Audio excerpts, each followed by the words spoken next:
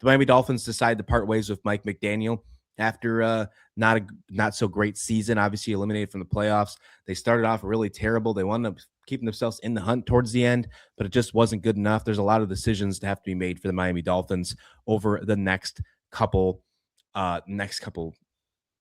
weeks, I Years. guess. This offseason, obviously they have a new GM they have to get, new head coach, Tua Tagovailoa. Obviously, what are you going to do with him? Statement from Miami Dolphins says, after careful evaluation and extensive discussions since the season ended, I have made the decision, and it's the owner, Stephen M. Ross, that organization is in need of comprehensive change. I informed Mike McDaniel this morning that he has been relieved of his duties as head coach. I love Mike, want to thank him for his hard work, commitment, energy that's brought to the organization. I wish him and his family the best moving forward. One, this is probably the most straightforward of a statement from all the firing of coaches. Just looked and said, hey, we need the change. Thanks. We're moving on. What's your thoughts about this, about the firing of Mike McDaniel? Is this the right choice for Miami?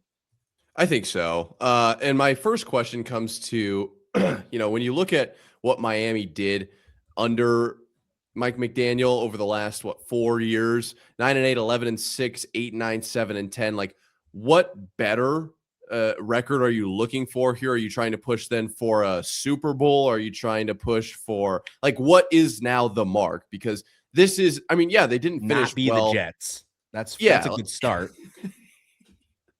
Totally valid, actually. I mean, they haven't won the division with McDaniel, but they haven't come in last either. So I wonder where the ceiling, or I guess what the expectation moves to. But the other thought process that I kind of had, the question mark I had, was, what does this mean for coaches like McDaniel? Because McDaniel, when he became the head coach at Miami, was this like nerdy kind of, which I will say the Walter White arc is 100%. I saw a tweet that is absolutely accurate. I mean, Miami got to McDaniel, but the point is that, like, he was this like analytical player coach, and it just never really felt to me, maybe I'm wrong in this, like he commanded the room. Like, he never really was the guy. He was a part of the system, and he was the guy at the top of the pyramid. But if it was his way, he would basically have been a player. He would have just been another part of the team, is how I interpreted it.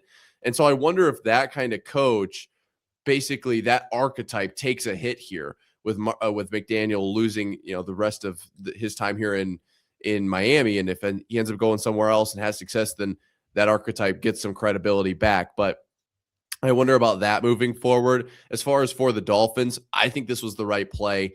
I wonder what the ceiling is and what the expectation is, but you just weren't, it was pretty clear that this is what you were going to get from McDaniel. You were going to get middle of the AFC East. You might get a playoff appearance here or there, but if you have to play anywhere cold, you're going to lose. It doesn't matter what shirts you wear for pregame, you're cooked. Like, that's how it felt for this Miami team. It felt like they constantly had something going on, but I guess that's Miami for you. So I think it makes sense. I do wonder if they know something about Harbaugh that we don't, because this firing kind of came out of nowhere a little bit after the Harbaugh news.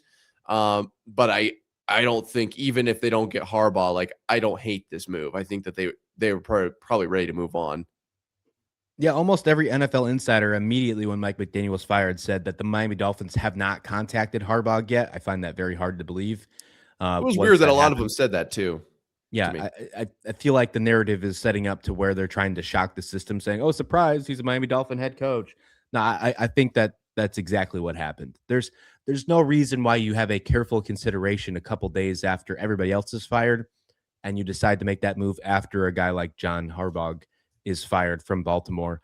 I think there are two big-time head coaches out there that are going to get head coaching jobs that were just fired. It's John Harbaugh and it's Kevin Stefanski. I think one of them is going to be a Miami Dolphins head coach. I think the other one's going to be a New York Giants head coach. As for Mike McDaniel, I think you're right. I think if there was a conversation about could he lead the room, could he do it? Maybe, maybe not. I don't know. But if you don't think he could have, and he just wanted to play ball, he just wanted to coach ball, well, then maybe he's better as a coordinator. And that's not anything wrong to say. There are many great coaches that just are better off as a coordinator rather than a head coach, because there's a couple extra roles you have to do that just don't fit your psyche, your way of life, if you will.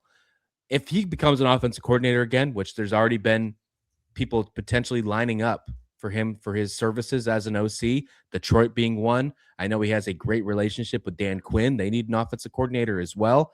That's where I see him going. I know that there's on my social media feed, I see a lot of Buffalo fans saying that if Buffalo moves on from Joe Brady, they should be calling Mike McDaniel. I don't see that ever happening personally. I think that not because Buffalo doesn't want him, but because Mike McDaniel will have other options. My guess is this. I'll go hot take here. He either lands in Detroit or he lands in Washington. I'm leaning Washington with Jaden Daniels as the new OC under Dan Quinn. Yeah, I do wonder if he moves back into an OC role. That's just the way that I view it. And I can't imagine players. I'm not saying I have like a player's mindset, but I just imagine that players have a hard time with a coach like that, and maybe not, because the coaching at the NFL level is so different. I've talked to a few guys who coach at the NFL level, and what they basically tell me is that like it is so much more of a partnership than you would have probably ever think, because these guys that are in the NFL are the best of the best. They know exactly what they're doing. They've been coached for, generally at this point, 20 years, or maybe not 20 years as a rookie, but 15 at least, I would say. Pop Warner is, right around 7. And so they know football. They just kind of need someone to design their workouts, design the training, go through film with it. Like it's not, and point things out, obviously, but they know a lot. They don't necessarily need to be taught like this is a 7 tech, this is a C gap, this is what a dip and rip looks like. Like the coaching isn't the same. So maybe it does work out, but the way that I view it is like he probably makes more sense as an OC. He's that offensive minded guy. And I was a big fan of what Miami's offense was a few years ago, especially with Hill when he was really, really healthy. But I'll be very curious to see where he ends up going. You mentioned Stefanski or Harbaugh. I mean, I feel like one of them has to be a lock for New York, right? After what happened last night. Did you see what Jackson Dart said on the sidelines? There's a little report of him standing on the sidelines during the Ole Miss game, and someone caught his lip reading, and it said he was saying Stefanski or Harbaugh. So I think that if your franchise quarterback wants one of those as well, obviously they're going through interviews right now, and they got to have certain amount of interviews. I know the Rooney Rule's still around, so obviously there's a lot of things that still need to go down. But yeah, I'm guessing one of them end up in New York for sure. I would have to think so. But yeah, we'll see if Miami grabs the Harbaugh to Miami thing feels like the answer to me just because of the timing. I think it makes a lot of sense. Personally, I think that's the right coach to bring your team back. He's a perfect guy to help rebuild a team. Look, he was not always a Super Bowl winner, but he did win a Super Bowl. But if you look at the Ravens record, he had 1 losing season in 18 seasons. And Miami would take that to the bank all day long. If you were a Miami fan who hasn't won the AFC East since Tony Sparano was your head coach in 2008, and I was to tell you that, hey, your next head coach is going to come in and he's going to coach for 10 years. And in those 10 years, you're going to have 9 winning seasons. The Miami Dolphins are going to say, where do I sign up? Yeah. Yeah. I talked to some Miami fans early on this season. They're like, man, at some point, I just kind of want to win. That's it.